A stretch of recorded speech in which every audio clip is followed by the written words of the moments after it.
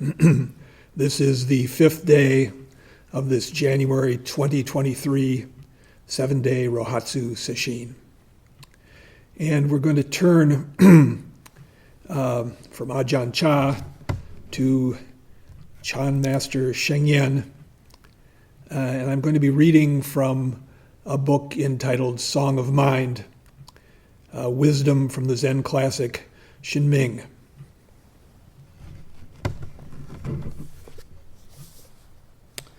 Sheng, for anyone who doesn't know, was a contemporary Chinese Zen teacher, master,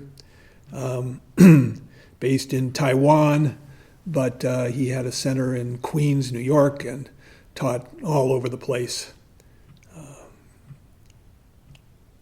Produced a great many books. And I know that Roshi Kapleau visited him in Taiwan, at least on one occasion and maybe more. And Bodhin Roshi actually traveled to Taiwan for the dedication of the huge complex temple that was built there for him.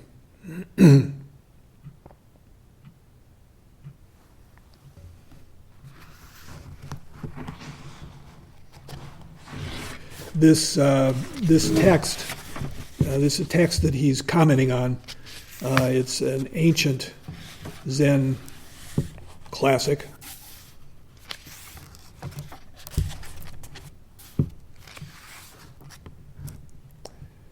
And the author was Chan Master Nyoto Farang.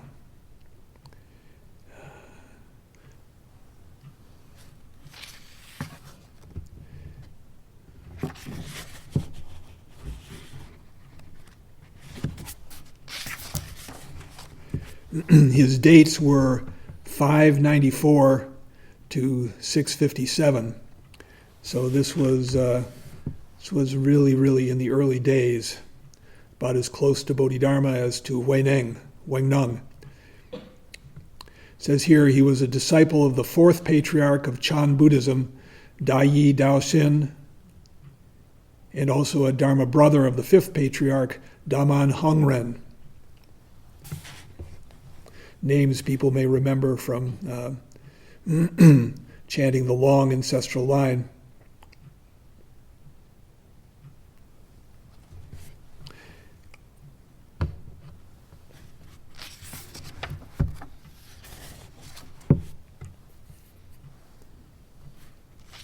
The song itself, or the poem, the treatise, is pretty long. And there's no way between today and tomorrow that we would get through it all. Sheng comments take up an entire book. But I'll read just a few of the opening stanzas, and you can get a little flavor of it. The nature of the mind is non-arising. What need is there of knowledge and views? Originally, there is not a single Dharma. Why discuss inspiration and training? Coming and going without beginning, sought for, it is not seen. No need to do anything, it is bright, still, self-apparent. The past is like empty space. Know anything, and the basic principle is lost. Casting a clear light on the world, illuminating, yet obscured. If one-mindedness is impeded, all dharmas are misunderstood. Coming and going thus, is there need for thorough investigation? Arising without the mark of arising and illumination are the same. Desiring to purify the mind, there is no mind for effort. Sure everybody understands all of that.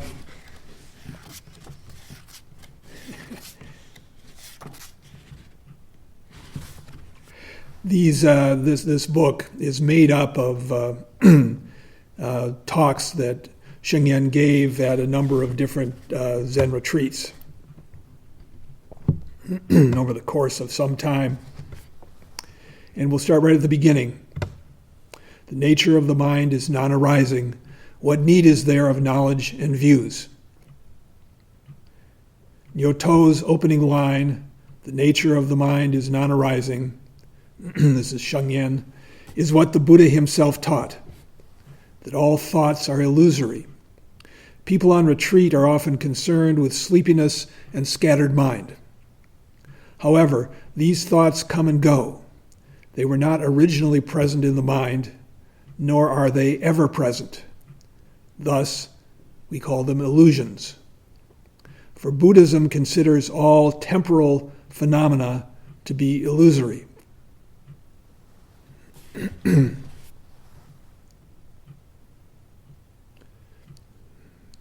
not permanent. They're not certain, changing. If scattered mind were not illusory, it would always be present and it would never change. If sleepiness were not a temporal phenomenon, you would be sleepy all the time. The fact is that when the mind is concentrated, scattering disappears, and when it is awake, drowsiness is gone. Therefore, sleepiness and scattered mind are both illusory. Meditation is also an illusion, but we use it to help the illusory mind to cease arising.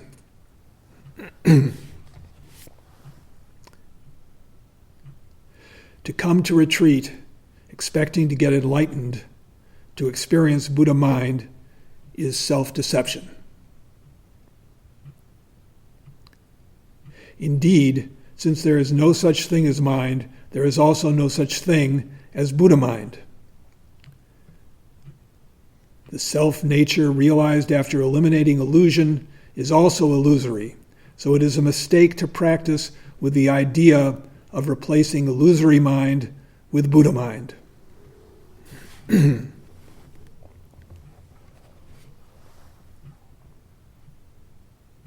Why would we replace one concept with another?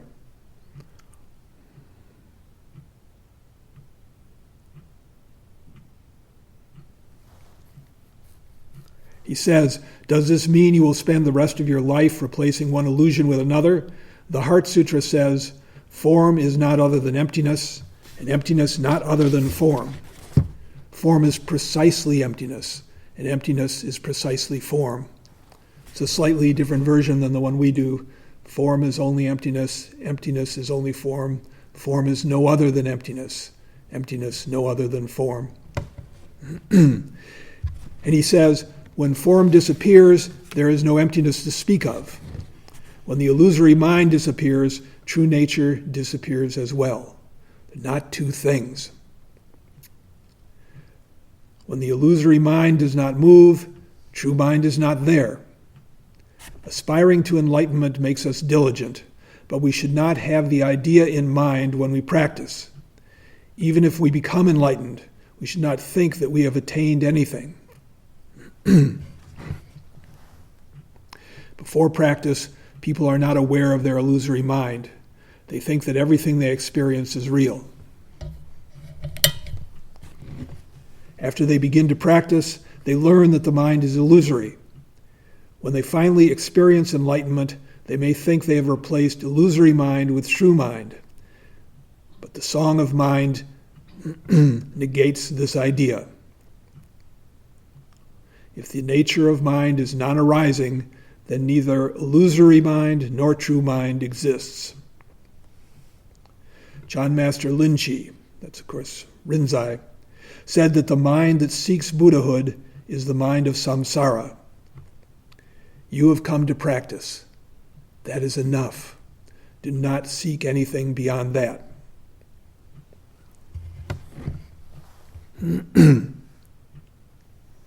He goes on to the next line. What need is there of knowledge and views? Means that one should not crave knowledge. You may think practice is difficult, but it is actually easy. Just put down your knowledge and views. The sources of vexation and the mind of illusion will disappear. Scattered mind is only the visible tip of the iceberg. The hidden part is all the knowledge and views that you have accumulated since birth. The way to begin practicing is to first calm your scattered mind.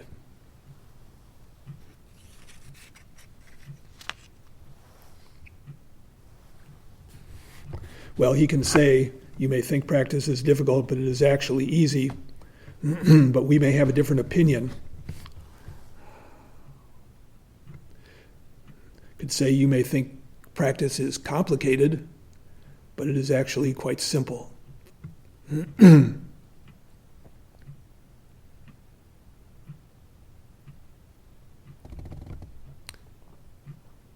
Going on, the song says, originally there is not a single dharma.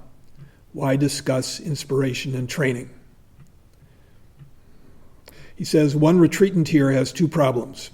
He wants to grab hold of something but cannot, and he wants to get rid of his ego but cannot. In fighting himself, he's making more trouble for himself. In trying to eliminate ego, he is making it more tenacious. He's not alone. Everyone has problems with practice. After all, if you had no problems, you would already be enlightened.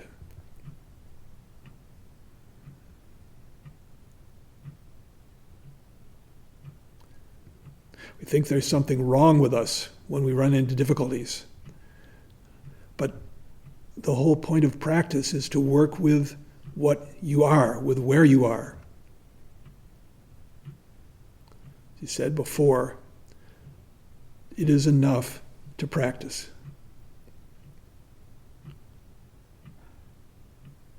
Yudo says, originally there is not a single dharma. Why discuss inspiration and training? And Sheng says, here dharma means all phenomena. We can just say all things. Not only physical things, but all thoughts, all sensations. Represents all phenomena, including the Buddha Dharma, the teachings of Buddhism. These words may be disturbing to someone seeking remedies for problems that arise in practice. After all, if there are neither dharmas nor Buddha Dharma, what guides your practice? Even long-time Chan practitioners wonder what use it all is. This is the wrong attitude. Don't worry whether practice is useless. Just focus on the practice itself with no other thought, especially that of enlightenment. Practice is like a dream, in which you may walk slow or fast, go near or far, but when you awaken, you realize it never really happened. How fast or far you walk in your dream has nothing to do with waking up. One does not practice to become enlightened, but when it happens, it is like waking from a dream. I want to quote something that Ramana Maharshi said.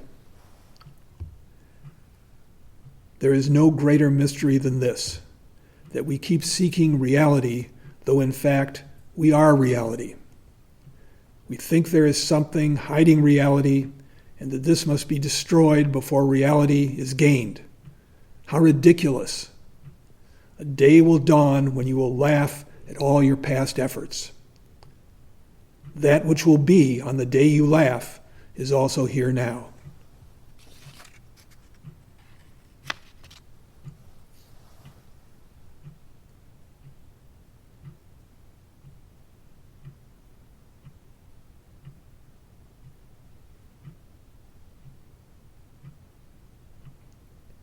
It's a delicate balance, isn't it? If we didn't have the aspiration to come to awakening, we might not come to sesshin. Might not come to as many sesshins as many of us have. But that's an illusion. We're positing something that's outside of us, something we're going to get to. We know intellectually that's not the case. But even from a practical point of view, as long as you have some goal in mind, you're not fully here. As long as you're not fully here, you're not going to get there.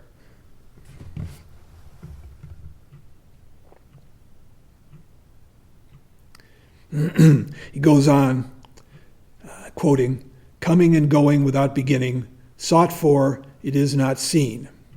And he says, you can tie a piece of meat on the end of a stick, and then tie the stick to a dog's back so that meat dangles in front of its face. No matter how much the dog chases the meat, he won't get it. Seeking results in meditation is like this. Here's another analogy. Wherever you walk, your shadow follows. So why get disgusted when you can't get rid of it? Trying to get rid of vexations is the same. And one more analogy. Pet hamsters often have treadmills to keep them occupied. The faster the animal runs, the faster the treadmill turns, but the hamster never gets out of its cage. And the wheel doesn't go anywhere. That is where your practice is going with an anxious, expectant mind. Nowhere. The same analogy applies to trying to escape from death and vexation. Who is it that wants to escape? It is the ego, but how can the ego escape vexation if the ego is vexation?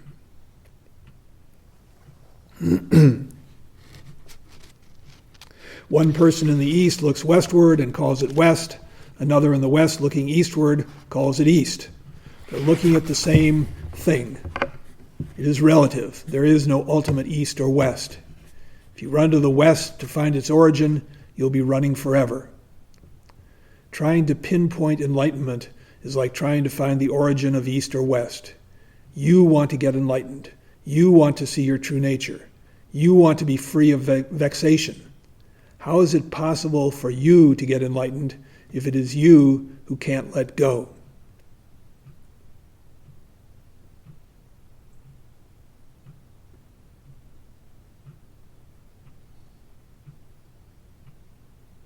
Some people hope for blessings or power to practice from a bodhisattva or the Buddha.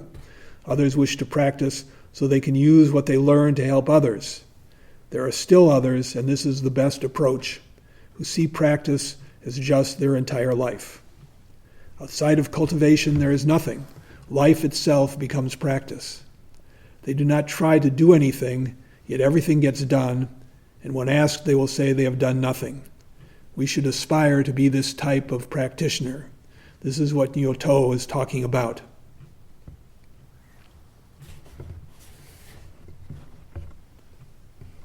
Some practice to gain something, others resolve to manifest bodhi, awakened mind, become bodhisattvas, and help sentient beings.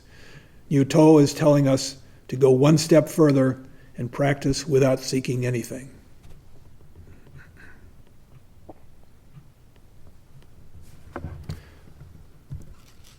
We know this. Any idea in the mind, any goal we carry is going to be a source of trouble.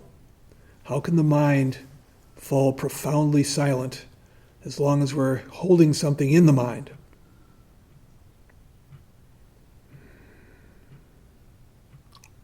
There's no way we're going to think our way out of it. It's the reason we have a method, the reason we have a practice.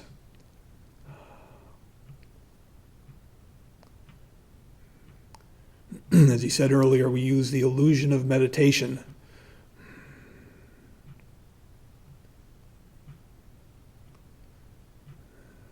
to wipe out the illusion of everyday mind and enlightened mind.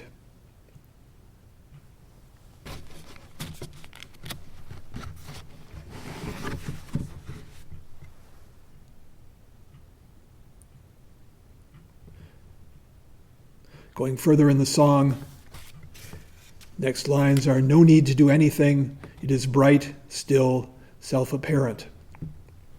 And Sheng says, sentient beings' point of view, from sentient beings' point of view, the Buddha exists, but the Buddha has no conception of being a Buddha. If the Buddha thought that he was helping sentient beings, he wouldn't be a Buddha. As Master Linchi said, trying to become an enlightened patriarch is samsaric karma, a product of the ego.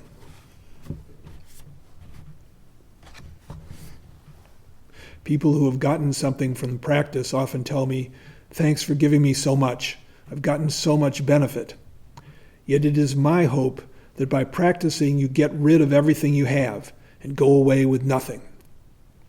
The more you obtain, the more trouble it will be for you. If you take home all that has been said and all that you have been through here, you will take home a lot of trouble. It's useful to listen to what I say at this time, but it is meant for this time. There's no need to keep on thinking about it or to cling to it. Of course, this is the same advice that we give for any time you're listening to Teisho. Don't hold on to it. Don't chew it over.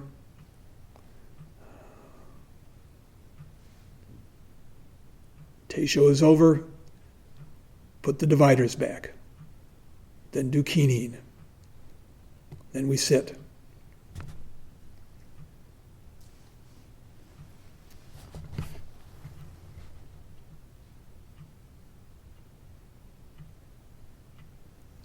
I think eventually in practice we begin to get a taste for losing instead of gaining.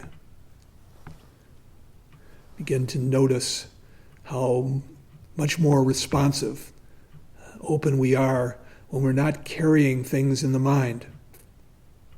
Whether they're base or exalted, anything is really a source of trouble.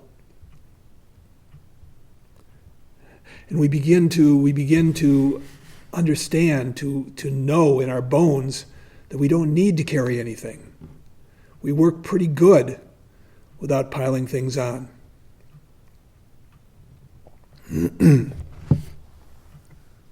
Sheng says, when you meditate, begin by isolating yourself. First, isolate from your daily life and your daily concerns.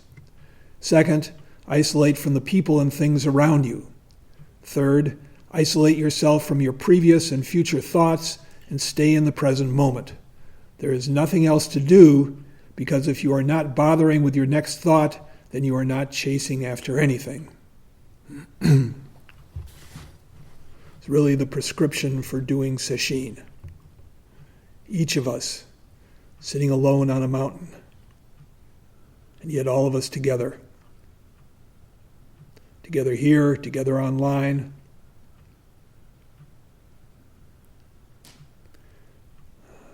The greatest good you can do for yourself and for everyone else is to drop your thoughts, drop your ideas.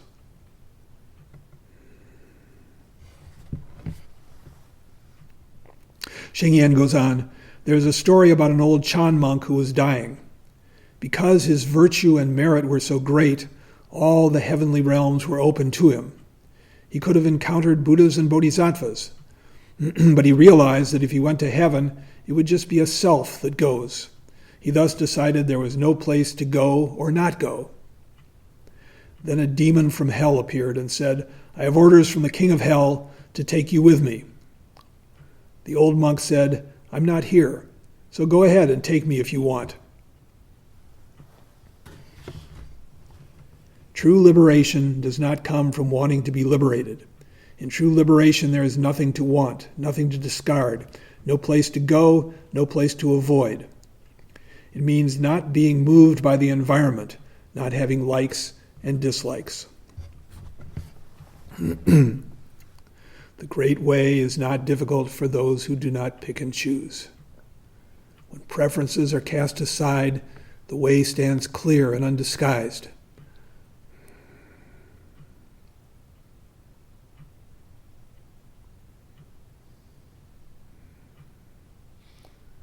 The way stands clear and undisguised, and there are no problems. All our problems seem to come from what we want and don't want, grasping and aversion.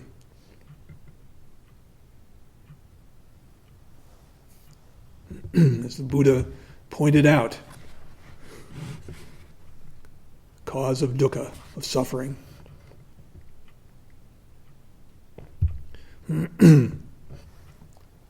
The song goes on, the past is like empty space. Know anything, and the basic principle is lost. Know anything, and the basic principle is lost. And Sheng says, without the accumulation of experience, knowledge, and views, there would be no illusory mind. If you never learned the name you were given at birth, you would not know your name today. If you cut yourself off from the past, you wouldn't have any illusory thoughts. In fact, you won't have any thoughts at all, since there are no illusory thoughts in the present moment. Thoughts arise because of attachment to the past and anticipation of the future.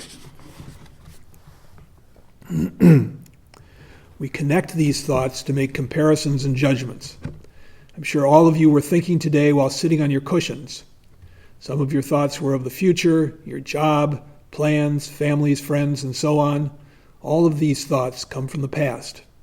If I scold you for thinking, you might be sad, angry, or happy.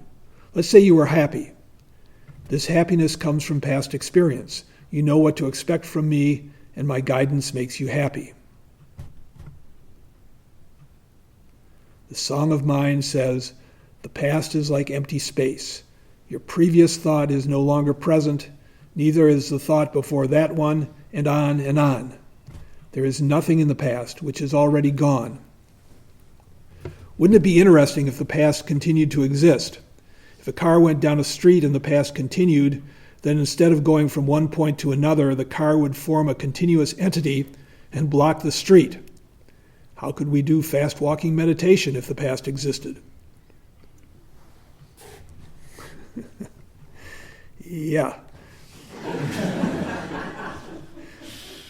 However, even though the past does not exist, good thing, we can't seem to stop thinking about it. There is nothing substantial about our past fortunes, misfortunes, successes, and failures, yet we cling to them. The argument you had the other day is gone, a thing of the past. Why dwell on it? If we can grasp the principle that the past is like empty space, then 1 second of practice is all we would need to succeed. Then there would be no illusory thoughts to deter us.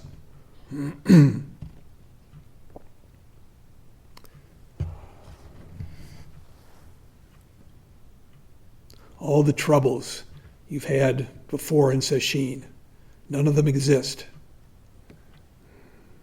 All your perceived failures, difficulties, why hold on to them? Every moment is opening up, fresh.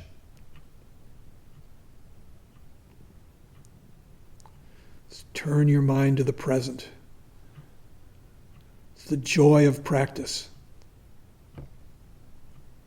Somewhere someone had the image of a sticky, sweaty garment. Strip that off. Let go of what you're holding on to.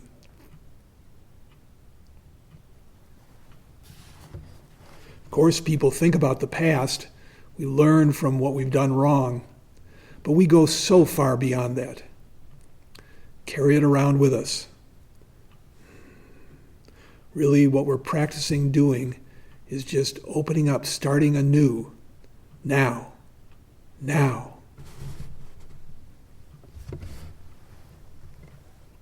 Today, this is Sheng said, someone said to me, if the unmoving mind is Buddha nature, I'll just tell my mind not to move. Don't know where he gets these students. Unfortunately, when you tell your mind not to move, you are moving it. If you say that your mind isn't moving, who is thinking that thought? The mind that feels or thinks these things is moving. It is difficult to have an unmoving mind because we carry so much of our past with us. We may intellectually agree that the past is illusory, yet we hold dearly to it. We are not wholly convinced that our past, our thoughts, and our mind are illusory. That is why we use a practice method as an illusion to replace our other illusions.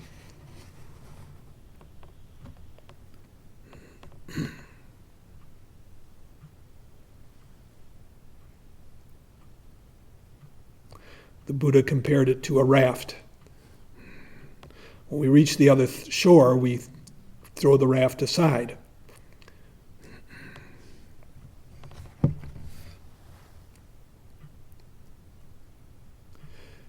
He says, a line of the Diamond Sutra reads, there should not be anywhere that the mind abides.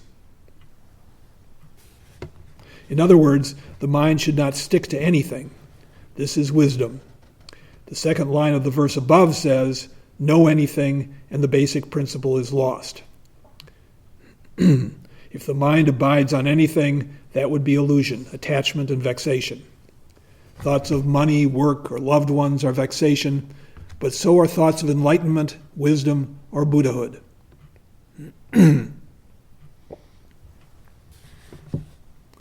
Could add to that, thoughts of doing poorly are vexation. So are thoughts of doing well.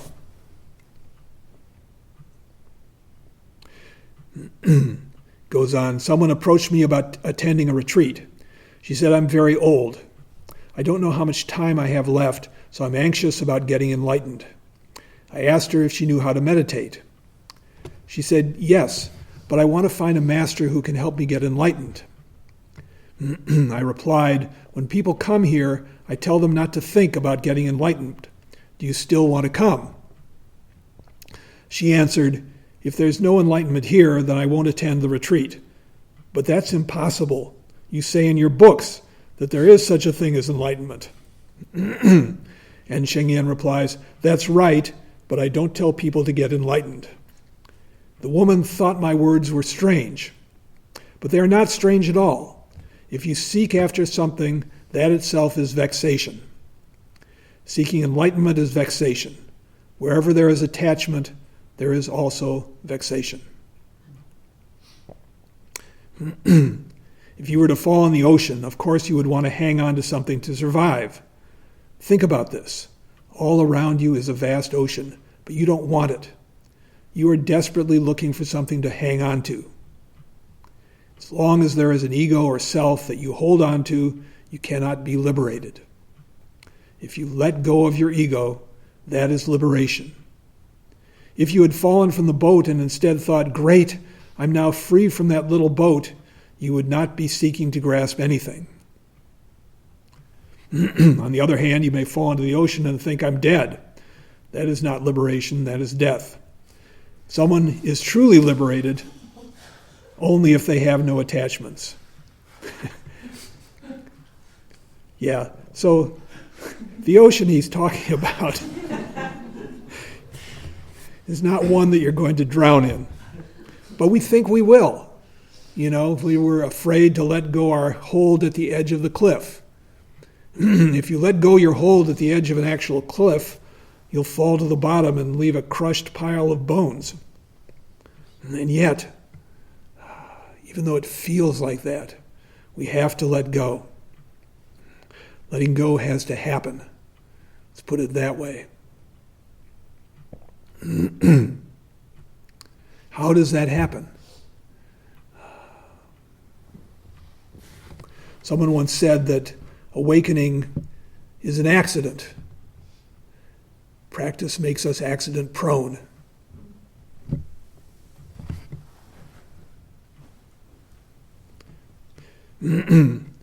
Someone is truly liberated only if they have no attachments. When there is no attachment, there is no aversion and no fear.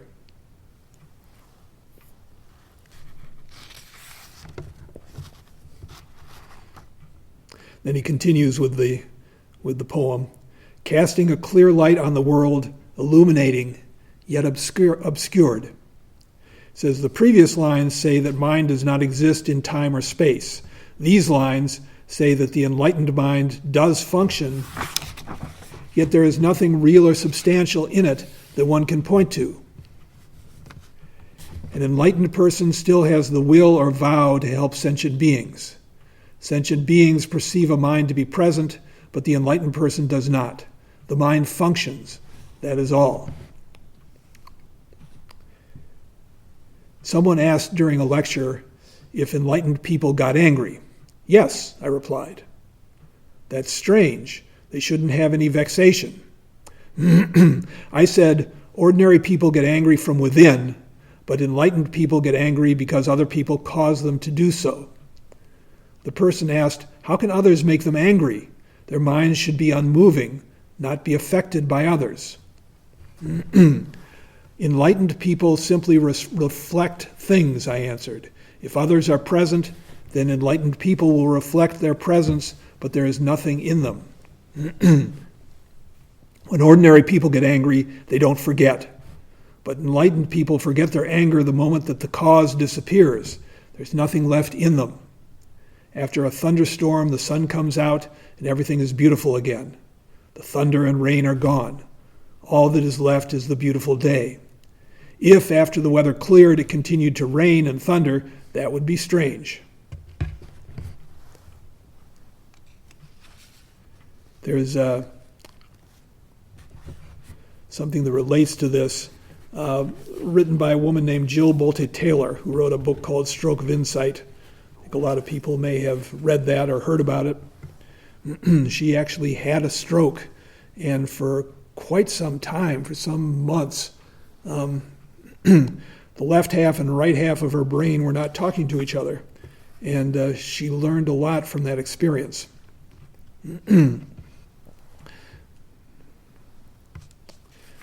But what she says is, when a person has a reaction to something in their environment, there's a 90-second chemical process that happens in the body. After that, any remaining emotional response is just the person choosing to stay in that emotional loop. Of course, we say choosing, maybe better to say failing to let go.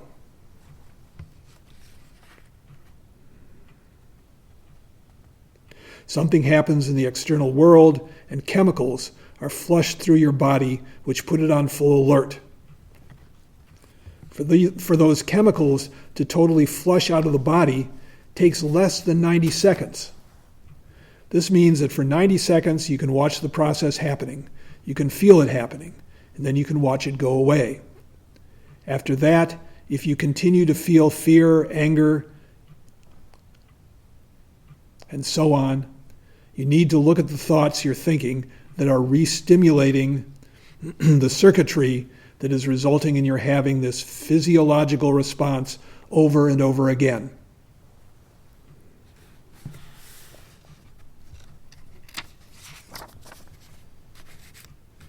It's one of the things I've seen often in my teacher, in Bodhin Roshi. There's anger, and then it goes.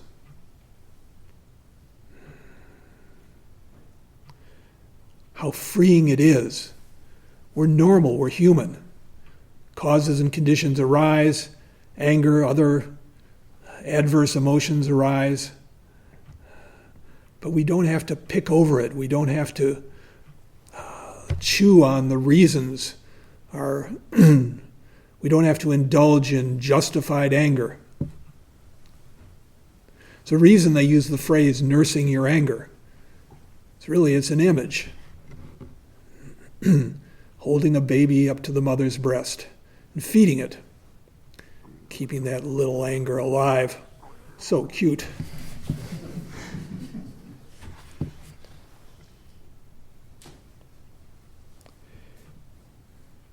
says there is a priest in Taiwan who is the president of a university. One of his students said that this priest gets angry, but afterwards it is as if nothing happened. Perhaps because he is a cleric, he only argues for other people's sake. Since it has nothing to do with him, why should the anger linger? Cultivating this skill would be good, but it is difficult because of our attachments. When we fight with our loved ones, it is hard to forget because they are part of us. If someone takes your money, you cannot forget because you think the money belongs to you. If the mind does not exist in time and space, then there is nothing in the mind. Whatever happens in the mind can be put down so that nothing remains. Do you still have things you cannot put down? You might say, I'm meditating well and I feel good. I guess it's all right if I think about other things for a while. Then things change. You're not counting your breaths well and you think, I'm doing poorly now. These thoughts arise because your mind clings to the past and thinks about good and bad. I've been talking about throwing away the past, but you should throw away the present as well. Realize, however, that throwing away the past and present doesn't mean having a blank mind. You're still aware of things, yet the mind is clear and unattached. We say, for convenience sake, we say the present, as if it were a thing. How could it be a thing? We say just this, and then we think just this is a thing. No, no. Look deeper. Well, our time is up. We'll stop now and recite the 4 vows.